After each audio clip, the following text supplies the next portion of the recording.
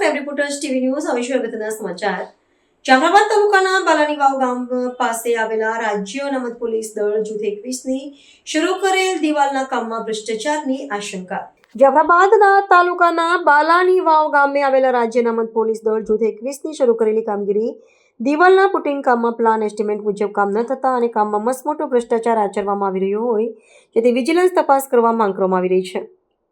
બાલાની વાવના સરપંચ શ્રી તથા ઉપસરપંચ શ્રી ગ્રામ પંચાયત દ્વારા રૂબરૂ સ્થળ તપાસ કરતા જાફરાબાદ તાલુકાના બાલાની વાવ ગામે આવેલ રાજ્ય અનામત પોલીસ દળ જૂથ 21ની શરૂ કરેલી કામગીરી દિવાલના પુટિંગ કામમાં પ્લાન એસ્ટિમેટ મુજબ કામ કરવામાં આવ્યું નથી અને આ કામમાં ભયંકર પ્રમાણમાં ભ્રષ્ટાચાર આચરવામાં આવી રહ્યો હોય તેવા દ્રશ્યો જોવા મળી રહ્યા છે।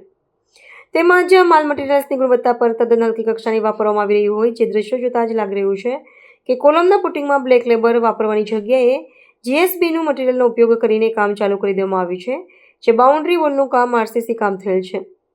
તેમાં દરેક જગ્યાએ અત્યારથી જ ક્રેક થયેલ જોવા મળી રહ્યા છે। બિલ્ડિંગનું ખોદકામ કર્યું છે તેમાં બ્લેક લેબર વાપરવાની જગ્યાએ જીએસબીનું તદ્દન હલકી ગુણવત્તાનું મટીરિયલ વાપરવામાં આવી રહ્યું છે।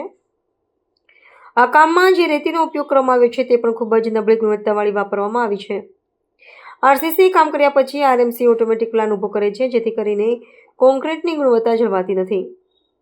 આ કામમાં જે પાણીનો ઉપયોગ કરવામાં આવી રહ્યો છે પાણી પણ ખારાશવાળું વાપરવામાં આવે છે જેના લીધે કોન્ક્રીટ ઠેક ઠેકાણે ક્રેક થયેલી જોવા મળી રહી છે।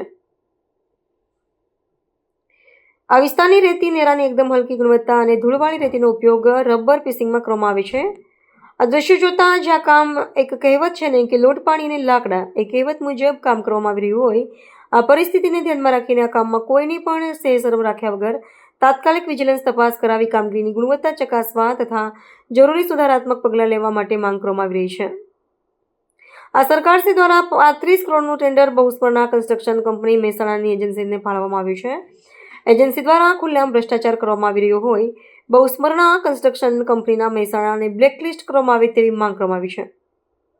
આ કામમાં સ્થાનિક એસઓની પણ મિલીભગત હોય તેવું લોકો દ્વારા કહેવામાં આવી રહ્યું છે તેમજ એસઓની તાત્કાલિક બદલી કરવામાં આવે તેવી પણ લોકો દ્વારા માંગ કરવામાં આવી રહી છે।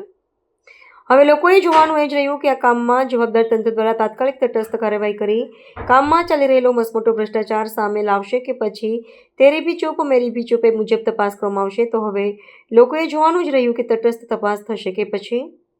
રિપોર્ટર અસલમ ગાહા રાજુલા।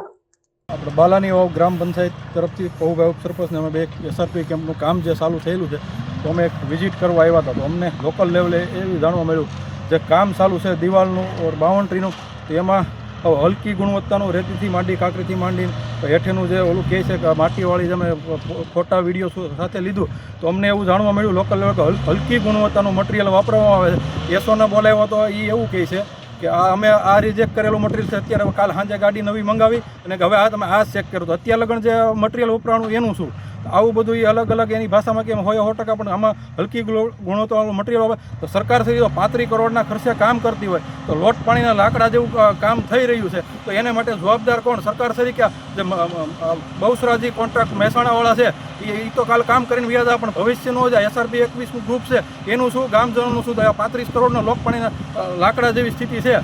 હું પહુભાઈ મધુભાઈ વરુ ગામ બાલાની વાવ ઉપસરપંચ જે કામ અત્યારે એસઆરપી કેમ્પ બાલાની વાવ ગ્રુપ 21 મુજબ કામ ચાલુ છે એમાં એસ્ટિમેટ મુજબ કામ થતું નથી। હવે અમે લેખિતમાં આને રજૂઆત કરશું ગાંધીનગર સુધી અને જેટલું બને ત્યાં સુધી મહેનત કરશું આમાં।